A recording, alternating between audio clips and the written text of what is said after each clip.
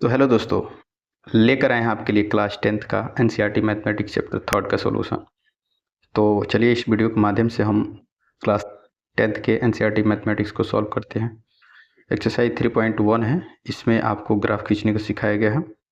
बताया गया है आफ्ताब अपनी पुत्री से कहता है कि 7 वर्ष पूर्व मैं तुमसे 7 गुनी आयु का रह जाऊँगा, 3 वर्ष बाद मेरी आयु जो है 3 गुनी रह जाऊँगा। तो इसको जो है आपको क्या करना है, बीजगणितीय और ग्राफीय रूप में व्यक्त करना कुछ नहीं है। मान लेते हैं आफ्ताब की आयु x वर्ष, पुत्री की आयु y वर्ष है। तो 7 वर्ष पूर्व बोलेगा तो घटा देंगे तो x - 7 हो जाएगा, उसकी पुत्री का y - 7 हो जाएगा। अब जो है इन्होंने बोला है कि मैं तुमसे 7 गुनी आयु रह जाऊँगा, 7 गुना यहाँ इन्होंने लिखा है। तो ये आफ्ताब की है, इसकी पुत्री की, ये बोलता है 7 गुना, इसमें 7 से गुणा कर देंगे तो 7y, फिर 7 से इसमें गुणा करेंगे तो 49 हो जाएगा। इसको अब गुणा करके और थोड़ा सा सेटल कर लेंगे तो x - y बराबर -42। ये आपका जो है बीजगणितीय रूप पहला तैयार हो गया। अब 3 वर्ष बाद बोला गया है, तो 3 वर्ष बाद देख लीजिए तो आफ्ताब की आयु जो है x+3 हो जाएगा, उसकी पुत्री का y+3 हो जाएगा। अब जो है आफ्ताब की आयु हो गया, कहता है कि मैं तुमसे 3 वर्ष बाद मैं तुमसे केवल 3 गुनी रह जाऊँगा।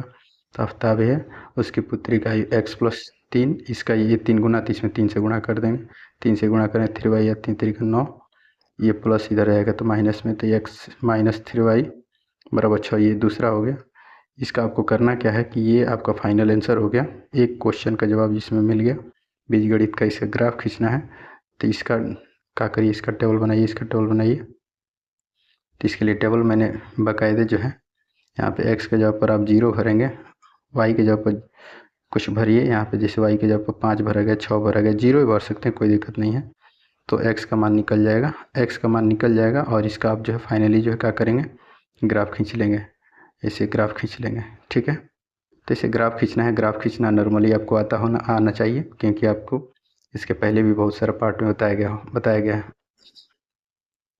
तो ये क्वेश्चन नंबर दूसरा है, हम आपको फटाफट समझा देते हैं कि आप करेंगे क्या। जैसे ये 3 kg सेव, 1 kg अंगूर का दाम 160 रुपये, और जो है 4 kg सेव और 2 kg अंगूर का दाम 300 रुपये है। तो इसका बीजगणितीय और ज्यामितीय रूप में व्यक्त करना है।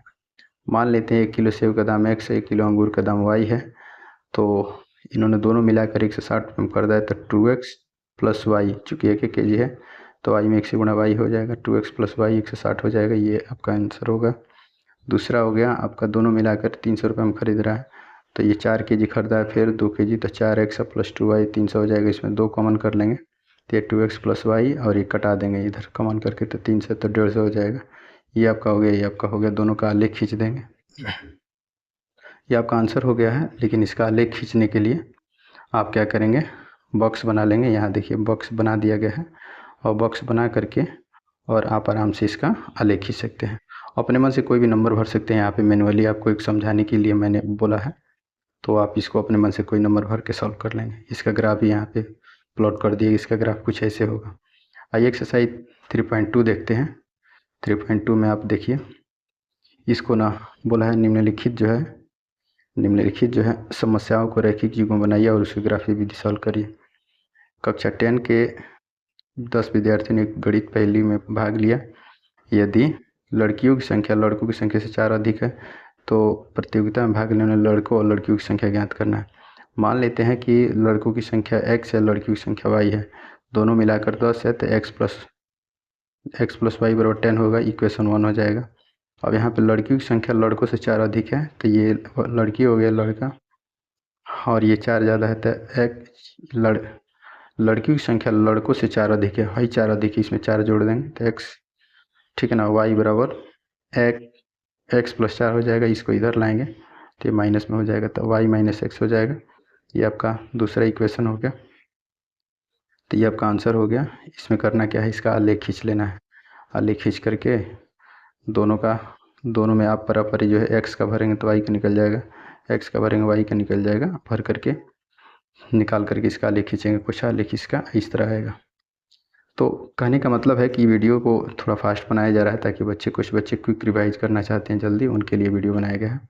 कुछ बच्चे जो स्लो पढ़ना चाहते हैं वो पहले वाला वीडियो में जाकर देख लीजिए, मैंने सब कुछ उसमें स्लो तरीके से पढ़ा रखा है। आइए क्वेश्चन नंबर दूसरा देखते हैं। क्वेश्चन नंबर दूसरा है, इसको जो है जांच करना है कि ये कौन प्रतिच्छेदी है, कौन समांतर है, कौन संपादी है। तो इसमें थोड़ा सा, ये पहला क्वेश्चन है, यहाँ से आप A1 निकालेंगे 5, A2 निकालेंगे, B1 निकालेंगे -4, C1 निकालेंगे 8 हो जाएगा। इसी तरह से 2 से A2 हो जाएगा 7, B2 हो जाएगा 6, C2 हो जाएगा -9। A1/A2 निकालेंगे, B1/B2 निकालेंगे, C1/C2। आप देख रहे हैं दोनों बराबर नहीं हैं, आप देख रहे हैं दोनों ये बराबर नहीं है, इसका मतलब ये रेखाएं प्रतिच्छेदी होगी। जब A1/A2 is not equal to B1/B2 हो तो रेखाएं प्रतिच्छेदी होती है, ये आपको याद रखना पड़ेगा। इस तरह से क्वेश्चन नंबर दूसरा है, क्वेश्चन नंबर दूसरा का भी इसी तरह बनाना है। A1 निकाल लीजिए, A2 निकाल लीजिए और मान भर दीजिए। अगर दोनों इक्वल आएगा तब तो 2 इक्वल तीसरा बराबर नहीं, जैसे मैं आपको बता देता हूँ।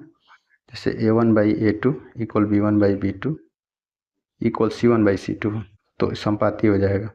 अगर ये A1/A2 equal B1/B2 is not equal to C1/C2 तो समांतर होगा, और यहाँ नॉट इक्वल टू होगा तो प्रतिच्छेदी होगा, इसको याद रखना है। ठीक है, यहाँ पे सब सॉल्व कर दिए हैं। आइए अब हम क्वेश्चन नंबर तीसरा बताते हैं। इसमें संगत असंगत जांच करना है। संगत के लिए मैं शर्त समझा देता हूँ। A1/A2 equal is not equal to B1/B2 हो तो संगत होगा, और संगत को बता देते हैं A1/A2 equal B1/B2 is not equal to C1/C2 हो तो असंगत होता है। इतना याद रखना है। पहला क्वेश्चन है, यहाँ पे पहला क्वेश्चन है, आप यहाँ से निकाल लीजिए A1 निकाल लीजिए, B1 C1, A2 B2 C2 निकाल लीजिए। अब यहाँ पे मैंने सब निकाल करके समझा रखा है। ठीक है, यहाँ से निकालिएगा तो ये दोनों बराबर नहीं आ रहा है, दोनों यहाँ बराबर नहीं आ रहा है, इसका मतलब है ना, रैखिक समीकरण युग्म का क्या होगा, संगत हल होगा। इस तरह से दूसरा भी निकालिएगा तो यहाँ पे देखिए 2 बराबर आ रहा है, तीसरा नहीं है तो असंगत हो जाएगा। क्वेश्चन नंबर चौथा देख लीजिए। क्वेश्चन नंबर चौथा है, इसको ग्राफीय विधि से हल करना है, लेकिन ये जब असंगत होगा, बोला है ग्राफीय विधि से हल करना है, लेकिन निम्नलिखित रैखिक समीकरण युग्मों में कौन से युग्म असंगत या संगत है, संगत हो तो ग्राफीय विधि से हल करना। ये पहला क्वेश्चन है, ये पहला क्वेश्चन है। यहाँ से आप पहला से A1 B1 C1 निकाल लीजिए, दूसरा से A2 B2 C2 निकाल लीजिए। अब A1/A2 B1/B2 निकालेंगे, तीनों बराबर आ रहा है तो इसका तो अपरिमित रूप से अनेक हल होगा। करने का मतलब तीनों बराबर आ रहा है तो अपरिमित रूप से अनेक हल होगा, तो इसका जो है आप ग्राफ खींचेंगे तो इसका ग्राफ कुछ ऐसे हो जाएगा, दोनों एक के ऊपर एक हो जाएगा। समझा गया? इसी तरह से खींचेंगे। बाकी जो है क्वेश्चन है, जैसे दूसरा है, तीसरा है, चौथा है, देखिए इसको आपको पहले निकाल लेना है। निकालने के बाद से ना अगर संगत होगा तो आपको ग्राफ खींच लेना है। ग्राफ खींचने में आपको आना चाहिए, ग्राफ नहीं आता है तो अभी प्रैक्टिस कर लीजिए, दिक्कत हो जाएगा। क्वेश्चन नंबर 5 है। क्वेश्चन नंबर 5 देखिए, एक आयताकार बाग जिसकी लंबाई चौड़ाई से 4 अधिक है तो अर्ध परिमाप 36 है तो बाग की विमाएँ निकालना है। तो बहुत सिंपली है, मान लेते हैं बाग की लंबाई x है, चौड़ाई y है, चौड़ाई क्या है, y है, तो इसका लंबाई जो है चौड़ाई से 4 अधिक है तो x बराबर y प्लस 4 हो जाएगा, x माइनस वाई बराबर 4 हो जाएगा। ये क्या हो जाएगा, 4 हो जाएगा। अब जो है इसका अर्ध परिमाप 36 दिया है तो अर्ध परिमाप 36 माने आयत का परिमाप 2 इंटू एल प्लस बी होता है, तो 2 into L plus B, L के जगह x है, y की जगह b है, बराबर 36 होगा। अर्ध बोला है तो दोनों तरफ भाग कर देंगे 2 से, तो नहीं अर्ध परिमाप ऑलरेडी दिया है तो इसमें अर्ध आधा कर देंगे तो ये कितना हो जाएगा, x प्लस वाई बराबर 36 हो जाएगा। अब समीकरण 1 और 2 को हल कर दीजिए। समीकरण 1 और 2 को आप हल करेंगे तो जानते हैं कैसे होगा। देखिए इसमें माइनस है, x माइनस वाई है और एक्स प्लस वाई है। जब दोनों को जोड़ेंगे, दोनों को यहाँ पे x माइनस वाई बराबर 4, x प्लस वाई बराबर 36 दिया है। जब जोड़ेंगे तो कट जाएगा, 2x बराबर क्या हो जाएगा, 40 हो जाएगा, कटा देंगे तो 20 हो जाएगा। तो यहाँ से y का मान कितना निकल जाएगा, x का मान 20, तो x का मान भर देंगे तो y का मान 16 निकल जाएगा।